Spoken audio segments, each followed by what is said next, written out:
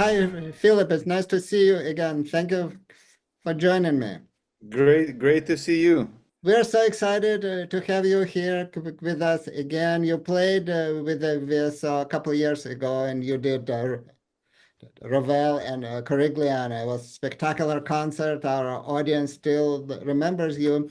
So you are familiar to many in our audience, but so tell us a little bit about your background and what you have you been up to and your studies, your influences, your teachers. Yeah, I'm happy to share. I was born in Leningrad, Soviet Union, which is now, of course, St. Petersburg, Russia. I immigrated before the fall of the Iron Curtain, as I like to call it, in 91. And I left primarily because I wanted to study at Juilliard, but also because I wanted to live in the United States. And luckily, the great pedagogue and teacher Dorothy DeLay heard my cassette, and she invited me to audition for her specifically. So within the first week, within the first couple of days that I was in New York, I had a chance to play for her, and she accepted me into her studio. And that followed by also acceptance and my scholarship to the Aspen Music School, which I believe where you and I met for Yeah, the first time, when I think we all struggled with speaking English. And I remember that you and I were in the same English class at least once. I'm still struggling. So Yeah. Yeah. And I remember those times vividly and also with great joy because those were very innocent and hopeful times, adapting to new country, new language, new thinking, new everything, learning, studying, and then followed by going to the Juilliard School for the next 10 years and studying with Dorothy DeLay for the remaining of my tenure at Juilliard.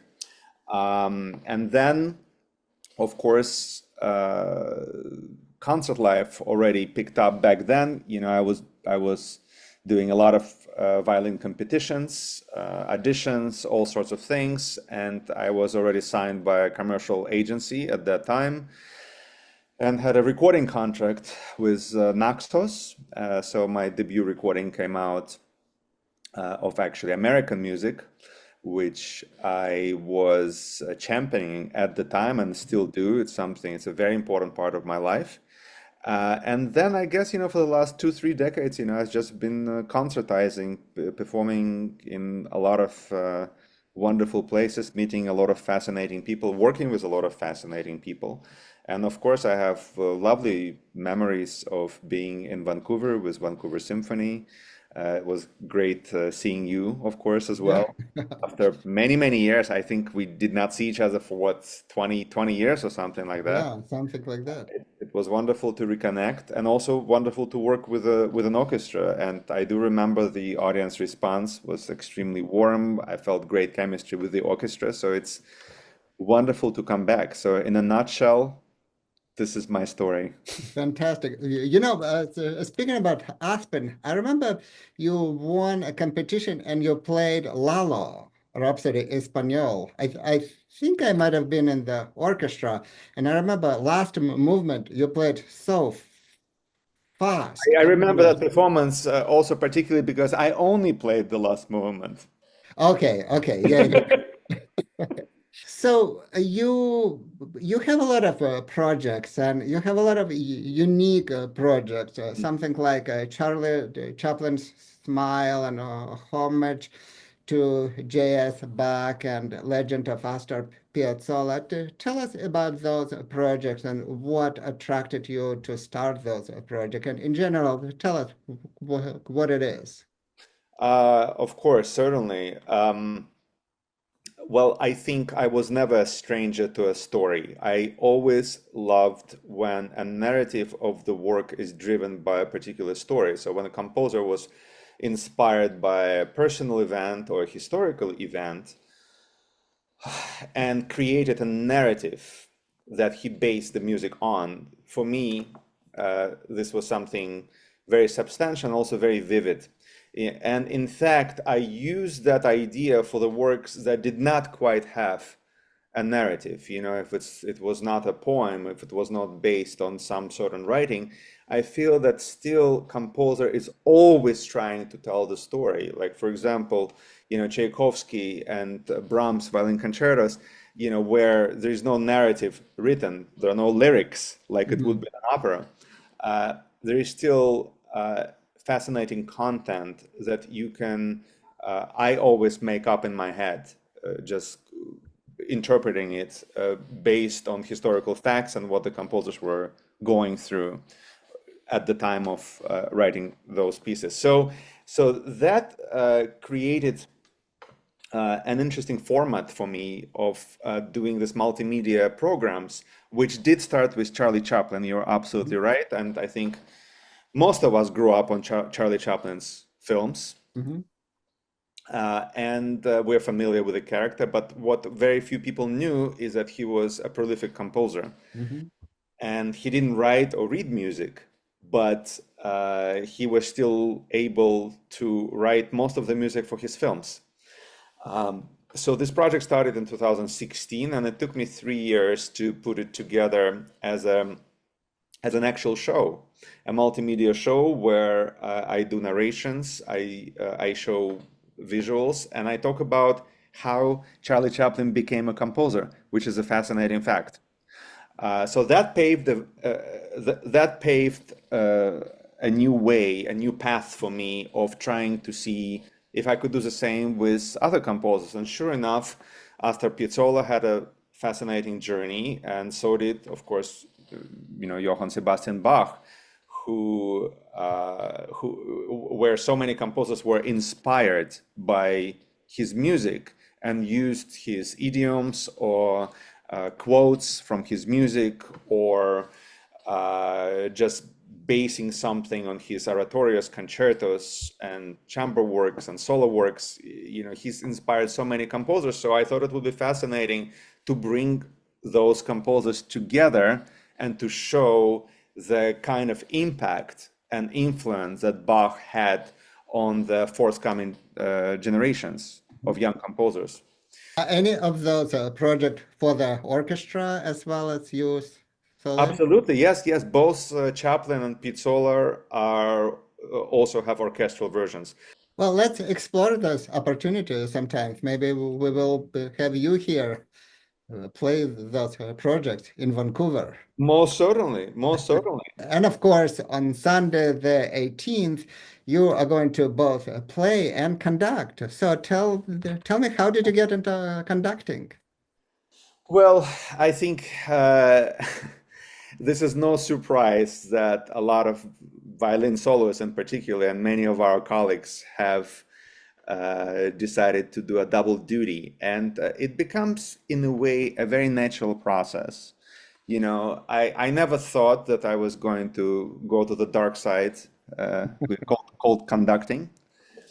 But as in the last decade, I have been leading so many orchestras from violin and leading a lot of rehearsals from violin.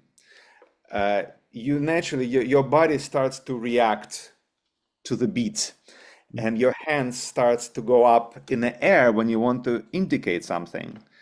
And at some point I thought, it would be nice to actually have some conducting technique. I said to myself that I would never show up in front of an orchestra unless I was properly trained. I'm very excited to do this performances with Vancouver Symphony because it is probably the greatest, the most satisfying program a musician can have. I mean, there's just no greater music. And these are the 3 pieces that I love. They mean a lot. I think we'll run out of time. We'll run out of Zoom time if I start telling you how much these pieces mean to me. But in a nutshell, of course, Mozart's Third Violin Concerto that I'm doing, it is sandwiched between 2 Beethovens. And it's the first Mozart concerto that I learned. And I love it for its pure innocence. It's just such great, uplifting, happy, positive, energetically work. So going back, so Beethoven traveled to Vienna, of course, to study with Mozart. It is unknown if they actually met.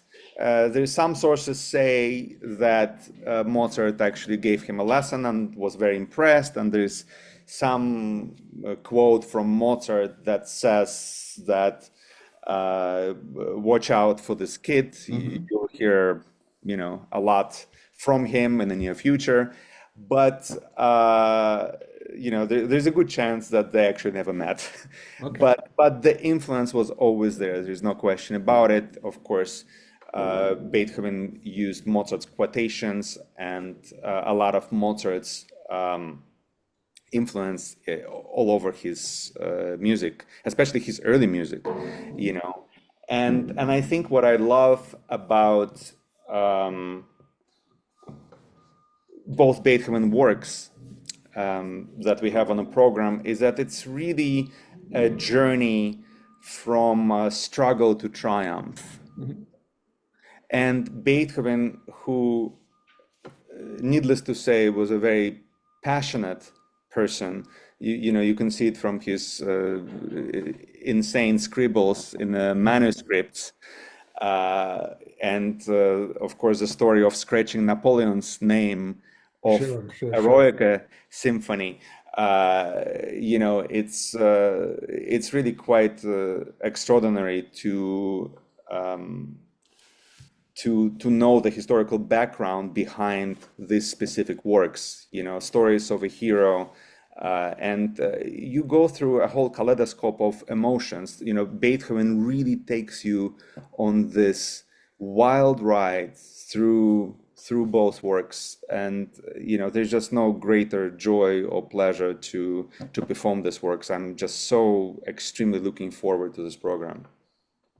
Well, this is very exciting, and thank you again for joining us. Is there anything else that you would like to tell our audience, or anything? Just very much looking forward to working with Vancouver Symphony, seeing an audience, seeing the wonderful audience that I encountered last time, and of course, hopefully, we also get to spend some time and catch up. Absolutely, absolutely. All right. Well, thank you again, and I will see you in a few weeks.